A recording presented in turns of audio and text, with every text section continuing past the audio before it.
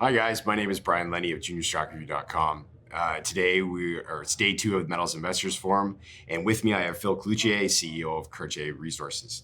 Phil, it's been a great start to the day. Our presentations went well, Q&A session, lots of interest. I think it's pertinent to start off with an intro of Cartier. Sure. Listen, we're Quebec, Abitibi Greenstone Belt focused on advanced exploration plays. And fortunately for us, we purchased a past producing gold mine, so that's our flagship. We're backed by O3 of the Osisko Group, and obviously Agnico Eagle is a major shareholder.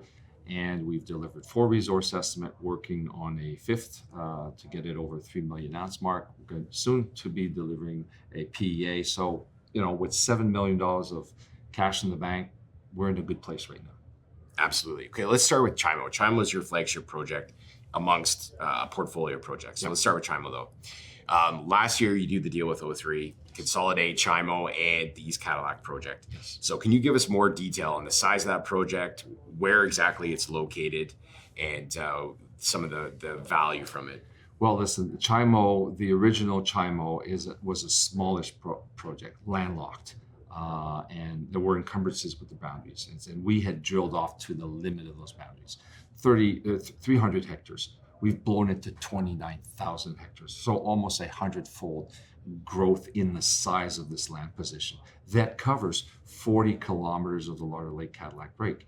And there's been about 80 years of exploration work. So in and around Chimo, on either side to the east and west, there's about a 15-kilometer strike where there's numerous drill indicated showings and smallish deposits. The biggest one being West Nordeau, which was right abutted to the boundary, to the eastern boundary of Chimo. And because it was so close to the underground infrastructure, we were able to include that in the global resource estimate and the ongoing PEA that's being done. The stuff further away, well, we'll have to see, but for now, we think that's too far from the current underground infrastructure, which is, a very valuable asset because it will cut down on capex and operating costs. Very good, very good. And so, we don't have any visuals here, but can you describe to us how you're looking at expanding that resource? You're right in the middle of drilling right now. Yeah. How are you putting those drills to work? Well, okay, again, let's dial back. This is a past producing gold mine. So when we took on this project, there was a historic database of about 4,000 diamond drill holes.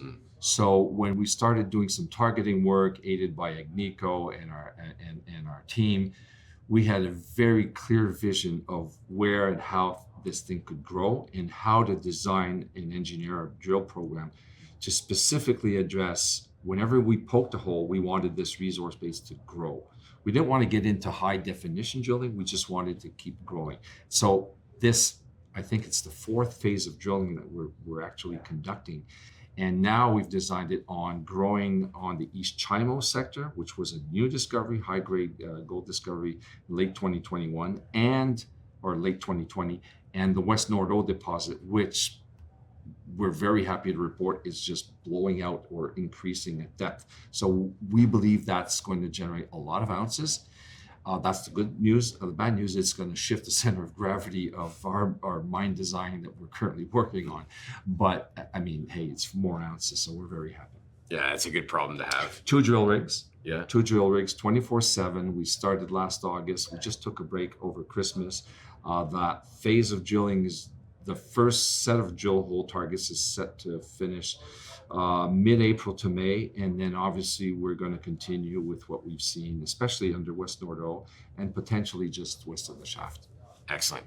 So Chimo's located, I've been to site, it's located just off the highway, and it's just outside of Val-d'Or. Why do senior mining companies, or do you think senior mining companies want to be in Val-d'Or, and why? Well, the city itself is steeped in mining tradition. It's got qualified workforce. It's got, infrastructure, power lines, contractors, Sandvik Tamrock, all the diamond drilling companies, assay labs, and especially the personnel and the support from the First Nations and the local community. So they want to be there because it's green light for them to continue growing their companies and their gold production, right? So it's, like I say, it's the Abitibi is now, I think it's 200 million ounces of gold. 700 million ounces of silver and 40 million pounds of copper and 60 million pounds of zinc. So it's a proven area with a lot of endowment for copper and gold. So that's where they want to be to keep growing their companies. Excellent. Yeah, I definitely see the value proposition in Chimo and its location being a very strategic part of the story.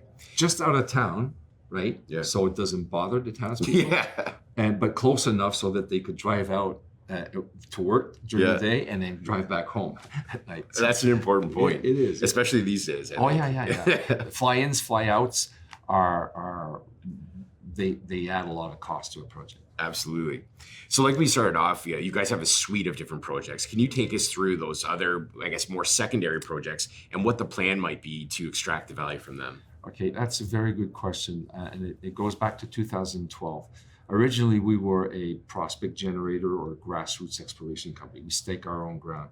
After the 2008 crisis, right up to 2012, we redesigned our corporate strategy to focus on projects that had meat on the bone, ounces in the ground, historic projects. So we shopped and we literally purchased 4 deposits: the Benoit deposit, the Fenton deposit, and the Wilson deposit. And we got lucky in buying the past producing Chimo Mine. All right. So Benoit, Wilson, and Fenton happened to hover around that Windfall District gold trend. They are secondary simply because we're focused on Chimo, but they have terrific endowment. We've optioned 1 to Hawk Moon. We're seeking to option Benoit and Fenton. We don't want these things sitting on a shelf because they're drill ready. And in fact, just about when we started negotiating with O3 to purchase the East Cadillac project, we were on the verge of drilling Fenton. And Fenton is high-grade gold at surface and clear vectors at depth. So those 3 assets that are in an emerging mining district, I think, they're quite attractive. One of them has already a partner. The 2 others, Benoit and Fenton, we're looking to find partners that will keep advancing these things while we focus on China. Excellent. Okay, guys, I think the value proposition in Cartier is pretty clear, and you've got some really impactful news flow in the next 6 months. And I definitely think it warrants, more due diligence on any interested investors. Thank you very much for listening.